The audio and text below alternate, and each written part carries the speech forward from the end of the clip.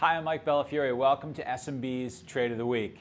Yesterday, Facebook announced that they were purchasing a $19 billion company, WhatsApp, which received a tremendous amount of attention in the press. Some people said Facebook was crazy for spending that much money on a company so young and so small. Others said, hey, this is probably going to work out for them because WhatsApp is adding 1 million paying customers every single day. And so there was this big fight on the street about whether or not Facebook had done the right thing in spending $19 billion on a company.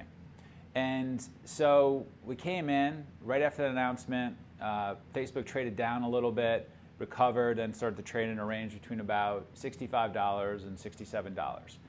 And oftentimes I think retail traders and developing traders feel this pressure to be able to predict whether or not the stock is going to go down or not, or to take a step back to predict whether or not this is a good deal for Facebook or not, or to take another step back to predict whether or not most market players will vote that this is a good deal for Facebook or not, because that's what we're really trying to gauge, right? Not whether we think the deal is good, but whether the market players who have big money think this deal is good or bad. And so I think that yesterday was a perfect example of how you actually can just let the stock talk to you. You can wait for certain setups and not have to guess, you not have to foretell, not have to predict what's going to happen. And yesterday, there was a very tight range that developed between 66.40 and 66.60, between 66.40 and 66.60. And for over an hour, Facebook just traded in this range. Went down a little bit, up a little bit, but it was just in this range. It was tight, and it kept getting tighter. And there was a lot of volume done between this range. And as a trader, as somebody who's examined the marketplace for many, many times, to me, it didn't matter whether or not I thought Facebook would go down or up. I actually did think it was going to go down. I actually thought, for a couple of reasons, that the stock would trade down. One, that is an awful lot of money to spend for a company that's so young. Two, there's no evidence that they actually can incorporate the company into Facebook. And then three, generally, before Facebook or a company shows that it can properly incorporate another company into itself for that much money, the stock does tend to get a little bit of a haircut. So I thought it was actually going to trade down a little bit. And then the first move yesterday in the after hours was down.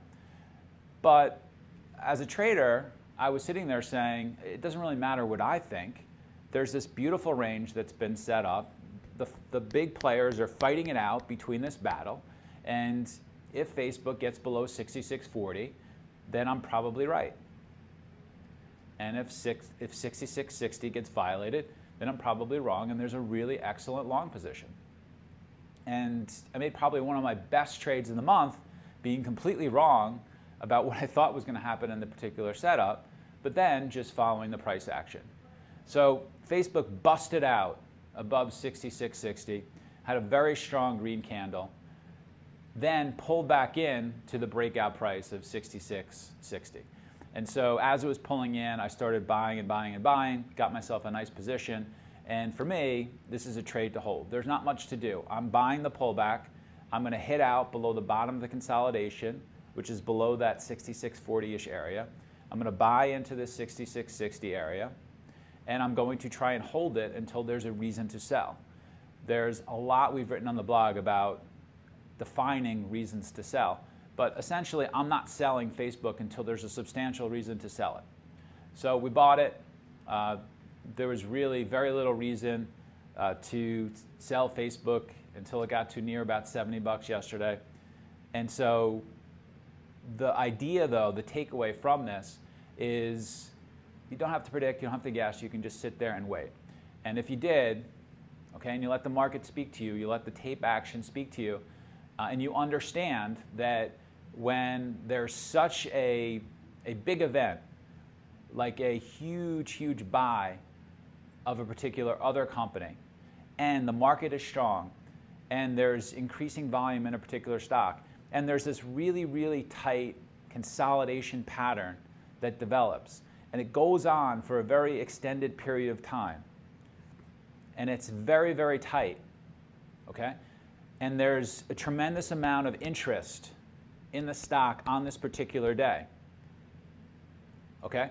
That when it breaks that range, when a stock like this breaks that range, it's going to have a substantial move. And your job is really just to wait to see which way it breaks and to then follow that trend, okay? So on that note, I hope that that trade of the day made sense to you. Perhaps you can co-opt it, use it for your playbook, and start looking for setups like this. Just on a personal note, what we do on our desk is when we see setups like this, we build custom filters so that we spot similar patterns like this, and the next time we see something like it, we'll have at it. So until next time, trade well, and we'll talk to you soon. Hi, I'm Mike Bellafiore, author of The Playbook and One Good Trade, co-founder of SMBU and SMB Capital here in New York City.